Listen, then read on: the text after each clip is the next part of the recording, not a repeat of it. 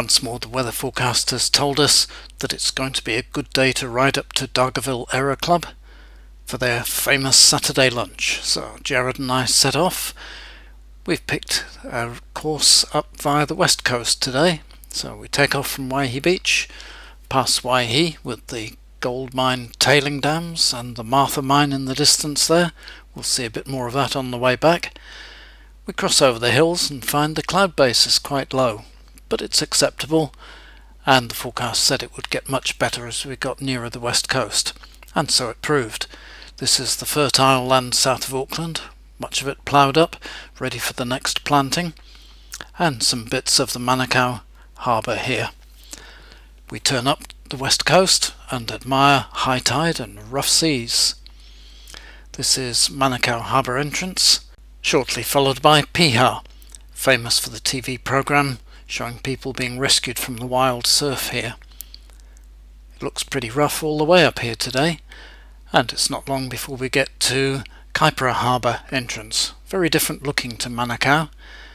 It's a big wide entrance, scene of a recent boating tragedy too. There on the north head is the lighthouse, nice little building on a great site. Jared's on his first trip up here, and he decides that we will take a ride along the river on our way up to Dargaville. It's a really nice way to go too, where the river turns round here.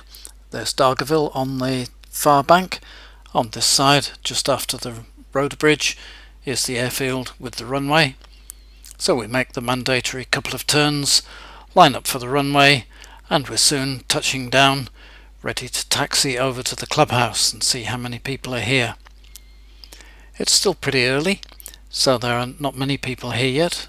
The early birds are in.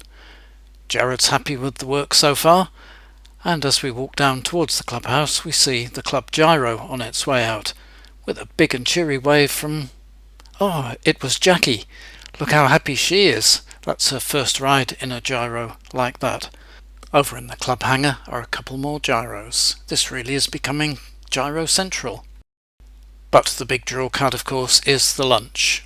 You can see it's good food and plenty of it, and good company to enjoy it with. There's Steve and Martha.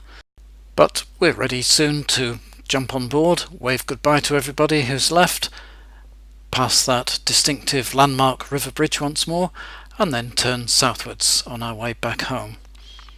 On the way we spy a couple of wave lenticular clouds looking quite distinctive in the sky, and reckon the forecasters must be right about a big change of weather coming tomorrow.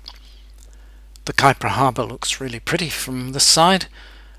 Beautiful blue stretches of water right across to the harbour entrance, and it's not long before we're a bit further south, and those with really good eyesight may pick out in this picture the tunnels on the holiday motorway, and that's the little town of Waiwera disappearing under the wing, home of hot springs, hot pools, and a really nice place to visit.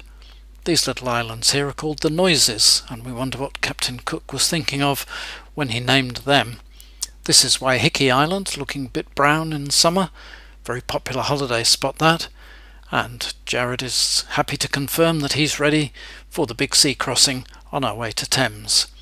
So we get back to the Coromandel coast. There's Thames Airfield and the nice windy river before we head over the hills. A quick peek at Golden Cross mine there in the distance, and there's the Martha mine, and from here you can see how big that slip is. It's enormous. There's a lot of soil and rock and rubble down in the mine. So we're now ready to land on the same runway as we took off from this morning. Sky's a little bit overcast here, but not much. Probably a sign of what's coming tomorrow when we're getting some more bad weather. But our aircraft, Jan, won't mind. She'll be tucked up in the hangar, all nice for the night. See you next time. Bye.